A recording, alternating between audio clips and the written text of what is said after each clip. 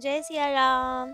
तो अब तक हमने अपने कथा रसिक को ठाकुर जी के स्वरूप का अद्भुत दर्शन करवाया। उनके खुद के ही स्वरूप का कह लीजिए। क्या सुंदर दिख रहे थे। रानी को क्या अद्भुत दर्शन हुए ठाकुर जी के। लेकिन अब तो समस्या रानी के सामने कि जयमल जी को कैसे बताएं कि हम दर्शन कराए हैं मंदिर के। जयमल जी तो गुस्से में लाल एकदम कि ये चाबी तुम्हारे पास क्या कर रही है, कहाँ से आई हो तुम। रानी क्या करे, सत्य बताए कि नहीं बताए। लेकिन रानी बहुत डर गई कि मैं असत्य भी यदि बोल दूं तो इन्हें पता लगने की संभावना तो है। क्योंकि मंदिर में अब हम गए, वहां सामान देखा, सबको देखा। पर्दा हिला होगा, कहीं समझ ना जाए, किसी कोई चीज भी इधर उधर हो तो राजा को पता लग जाएगा कि यहाँ कोई आया है। तो रानी ने बहुत डरते डरते सत्य बता दिया कि महाराज, मुझे बहुत उत्सुकता थी मंदिर में दर्शनों की, कि आप कहाँ जाते हैं, इतने भाव में भरकर जाते हैं, 4 घंटे वहीं रहते हैं और इतने आनंद स्वरूप में तेजोमयी होकर आते हैं। तो हमें भी जानना था कि वहाँ क्या है, क्या सेवा पूजा करते हैं आप, वहाँ कौन से ठाकुर जी हैं जिनसे आप इतना प्रेम करते हैं कि कोई आपको डिस्टर्ब करने आए तो आप मृत्यु दंड तक दे देते हैं। तो हमारी उत्सुकता को आज हम रोक नहीं पाए और हम मंदिर में चले गए। लेकिन रानी ने कहा कि हमने जगाया नहीं ठाकुर जी को। सच्ची में वो बालक सो रहे थे वहां पे, तो हमने उन्हें परेशान नहीं किया, बिल्कुल नहीं जगाया, छेड़ा भी नहीं, केवल दूर से दर्शन किया उस बालक का। लेकिन वो बालक इतना सुंदर है ना कि हमारा मन ही नहीं कर रहा था आने का। राजा सुनकर हैरान, कौन सा बालक। रानी ने कहा वही जिनसे मिलने आप जाते हैं ऊपर मंदिर में, जो मंदिर में ही रहता है बालक। वो श्याम वर्ण का सुंदर सुंदर बालक, जिसके लाल लाल से कोमल कोमल चरण है, सुंदर घुंघराले केश है, जिनकी मधुर मधुर मुस्कान है। वही बालक जिसको शयन करवा के आप आए थे। तो मैंने दर्शन किए उस बालक की, सच में बहुत सुंदर है वो बालक। तो अब पता चला 4 घंटे कहाँ लगाते हैं आप, वो बालक है ही इतना प्यारा। अब जयमल जी तो ये सुनकर अवाक रह गए, भाव में भर गए, खूब रोने लगे कि ये तुम क्या कह रही हो, कौन सा बालक देखकर आई हो तुम ऊपर, वहां तो कोई बालक नहीं था। अब रानी ने कहा, अरे आप भूल कैसे गए, आप शयन करवाने गए थे ना, आप रोज तो जाते हैं मंदिर में, वहां तो उन बालक के अलावा कोई था ही नहीं, तो बालक के पास ही तो जाते होंगे आप। राजा ने कहा, नहीं, मैं तो किसी बालक के पास नहीं जाता, वहां तो मेरे ठाकुर रघुनाथ जी हैं, मैं तो उनकी नित्य सेवा करने जाता हूँ, उन्हीं को शयन करवा के आया हूँ। शयन भी क्या, मानसी सेवा करता हूँ तो भाव करता हूँ कि मैंने रघुनाथ जी को पलंग पे पढ़ा दिया है, उनको फूल चढ़ा रहा हूँ, चंदन चढ़ा रहा हूँ, मानसी सेवा करता हूँ मैं रघुनाथ जी की, वे मेरे ठाकुर जी हैं, बालक तो कोई नहीं है ऊपर। लेकिन जब रानी ने विवरण दिया ठाकुर जी का कि वो कैसे दिखते हैं, तब तो राजा खूब रोने लगा और कहा कि रानी जी आप तो महान हैं।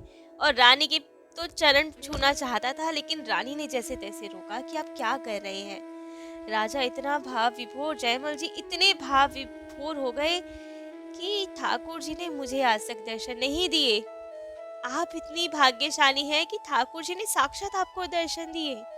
वहाँ कोई बालक नहीं है, वहाँ तो ठाकुर जी हैं, मेरे रघुनाथ जी हैं, जिनके आपको दर्शन हुए हैं। पलंग पे और कोई नहीं सो रहा था, मेरे राम जी सो रहे थे। तब तो रानी भी प्रेम विभोर कि ये क्या कह रहे हैं, मैं ठाकुर जी को नहीं पहचान पाई। तभी इतने मनमोहक थे वो, इतने सुंदर थे कि मैं क्या बताऊं आपको। राजा रानी दोनों भाव में भरे हुए हैं कि राजा को अलग ही भाव कि ठाकुर जी ने मुझे नहीं दर्शन दिए कभी, और रानी को इतने सुंदर दर्शन दिए। मेरी भक्ति झूठी है शायद, तभी मुझे दर्शन नहीं होते, केवल मानसी सेवा करके आ जाता हूँ, मैं ढोंग करके आ जाता हूँ, लगता है 4 घंटे। ठाकुर जी से यदि सच्चा प्रेम होता तो मुझे भी इतने सुंदर दर्शन होते। अब तो उनके हृदय में भाव भक्ति के साथ साथ विरह की भी जागृति हो गई कि मुझे दर्शन नहीं हुए ठाकुर जी के। और ये बात तो सर्वत्र पूरे राज्य में फैल गई कि राजा जी के मंदिर में, जयमल जी के मंदिर में तो साक्षात ठाकुर जी हैं, रानी जी ने दर्शन किए हैं।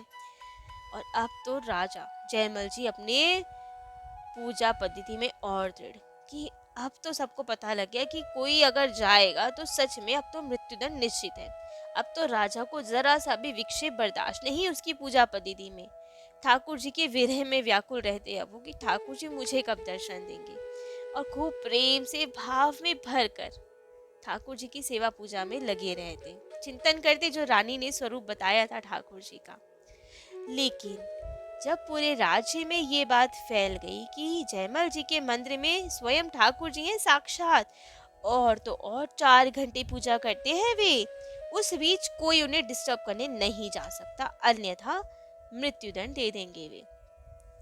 राज्य में ये बात फैली तो धीरे धीरे ये बात उनके भाई जो उनसे बैर रखते थे, जो इनका राज्य हड़पना चाहते थे, जिन्होंने 22 बार इन पे आक्रमण कर दिया था, लेकिन फिर भी ये इतने शूरवीर थे कि 22 बार इन्हें हराया था। उन्होंने प्लान बनाया कि अब की बार तो उसी समय आक्रमण किया जाएगा जब ये पूजा में जाएंगे, क्योंकि यही एक है जो हमें हरा देते हैं। यही नहीं आएंगे पूजा छोड़कर तो हमारा जीतना निश्चित है। 4 घंटे तो बहुत होते हैं, इतनी बड़ी सेना है हमारी कि 4 घंटे में तो पूरा राज्य पे कब्जा कर लेंगे हम। तो अब तो उन्होंने ये बात निश्चित कर ली, पूरी योजना बना ली। और योजना के अनुसार गुप्तचरों से सब समय पता कर लिया कि कितने बजे राजा मंदिर जाते हैं, कितने बजे आते हैं, और गुपचुप तरह से पूरे युद्ध की तैयारी कर कर पूरे नगर की, राज्य की घेराबंदी कर ली। जैसे ही उस दिन राजा जयमल जी मंदिर में गए, तुरंत उन्होंने आक्रमण कर दिया राज्य पे। राजा मंदिर में जा चुके थे, किसी की हिम्मत नहीं कि अब वे उन्हें डिस्टर्ब करें। इधर तो जब सेनापति को सबको पता चला कि मालव नरेश ने आक्रमण कर दिया है, तो बस अब तो सबके हाथ पैर फूलने लगे कि अब क्या होगा। जयमल जी, महाराज जी को हम बता नहीं सकते, हम इतने बड़ी सेना का कैसे सामना करेंगे। इतना सामर्थ्य नहीं है हम में जो इतनी बड़ी सेना का सामना कर पाए, क्योंकि जयमल जी की तो युद्ध नीति ही अलौकिक थी। कम सेना से भी वे बहुत महान संहार करवा पाते थे दुश्मनों का, शत्रुओं का। लेकिन अब बिना राजा के तो कैसे चले। सेनापति आए राजमाता के पास, जयमल जी की माँ के पास।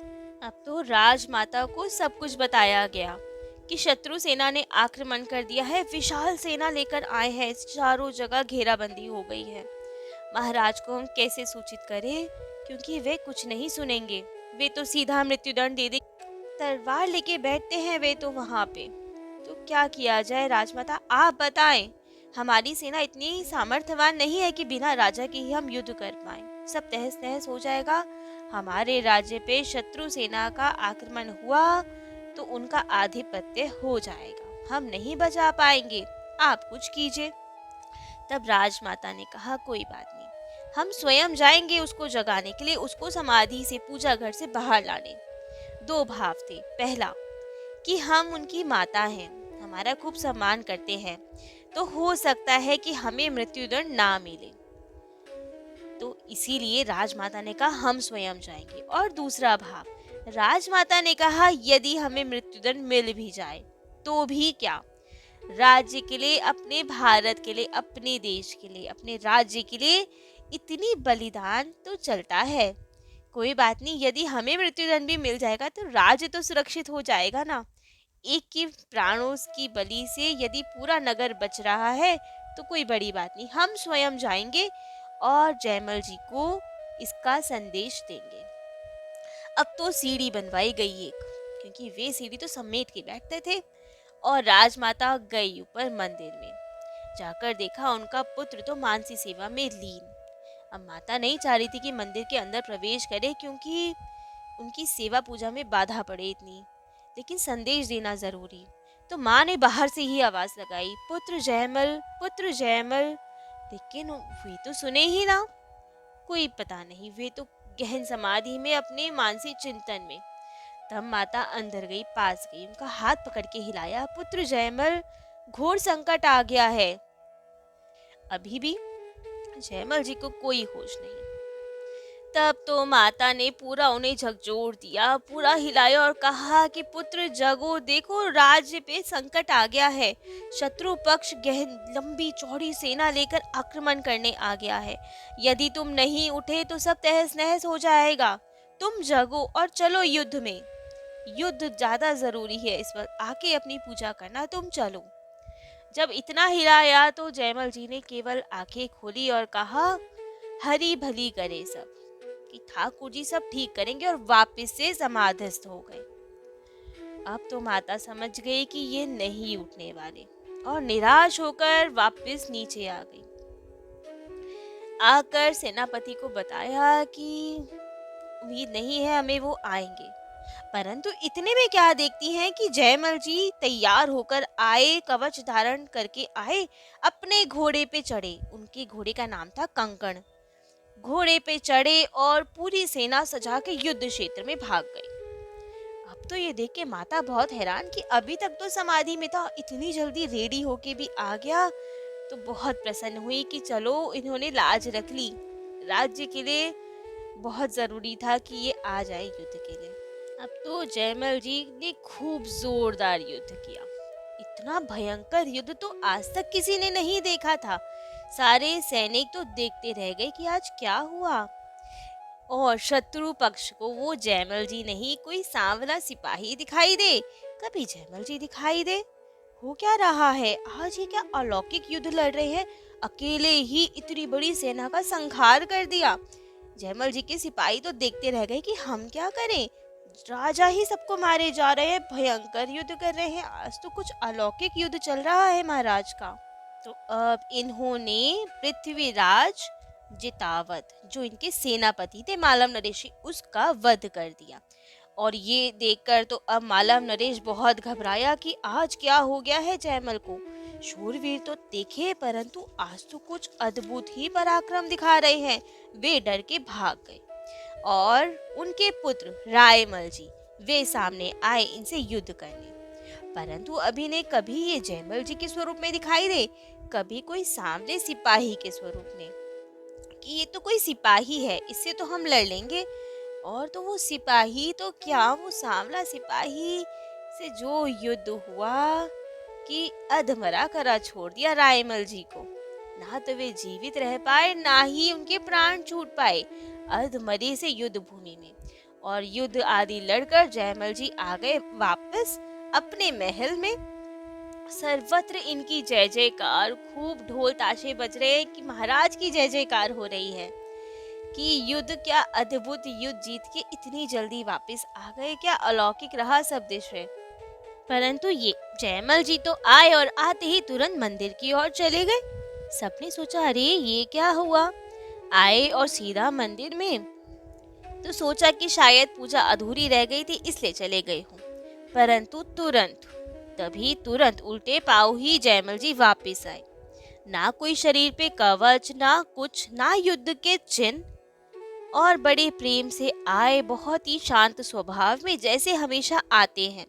वरना पहले जब चढ़े थे तो वीर रस था, पसीने आ रहे थे और पता चल रहा था कि युद्ध करके आए हैं, वैसे हाव भाव थे। अभी उल्टे पैर ही वापस आ गए, लेकिन अभी बिल्कुल शांत मुद्रा में। सब देख के हैरान हुए कि अभी तो गए थे, अभी वापस भी आ गए। तो माँ ने पूछा कि अरे पुत्र, कवच कहाँ गया तुम्हारा? उन्होंने कहा कौन सा कवच? माँ ने कहा अरे युद्ध करके आए हो ना, तो कवच पहना हुआ था, तो कवच कहाँ गया? जयमल जी ने कहा माता, मैं तो अभी युद्ध करने जाऊंगा ना, आपने संदेश दिया था कि आक्रमण हुआ है, तो अभी जाऊंगा ना युद्ध करने, तो तब कवच पहन के जाऊंगा, अभी तो ठाकुर सेवा से आया हूँ। माँ ने कहा अरे पुत्र, क्या मजाक कर रहे हैं, आप तो युद्ध जीत कर आए हैं, सर्वत्र आपकी जय जयकार हो रही है, ढोल नगाड़े बज रहे हैं। जयमल जी ने कहा क्या, मैं तो यही था। माँ ने कहा कि अरे सर्वत्र इतनी जय जयकार हो रही है, शत्रु पक्ष तो भाग गया डर के, और तुम यहाँ क्या मजाक कर रहे हो? गए क्यों थे ऊपर और कवच वहीं उतारा है क्या मंदिर में? इन्होंने कहा, अरे मैया क्या हो गया आपको? मैं तो आपने मुझे संदेश दिया था और मैं उसके बाद अब आया हूँ नीचे। माँ ने कहा, अरे पुत्र तुम तो तभी आ गए थे नीचे, युद्ध करने गए थे ना। सबको क्या अलौकिक युद्ध किया आपने आज। सब सेनापति हैरान है, सब जय जयकार कर रहे हैं कि महाराज ने तो अलौकिक युद्ध किया, सबको पछाड़ दिया आज। जयमल जी यहाँ हैरान कि माता क्या बात कर रही है, मैं तो अभी आया हूँ मंदिर से। तो अब ये क्या लीला थी, क्या हुआ, किसको मति भ्रम हुआ? माता को मति भ्रम हो रहा है कि जयमल जी को मति भ्रम हो रहा है? वे भूल गए क्या युद्ध करके? तो ये क्या लीला हुई है, इसका श्रवण हम कल अपने कथा रसिक श्री सीताराम जी को कराएंगे। आज के लिए इतना ही। जय जय श्री सीताराम।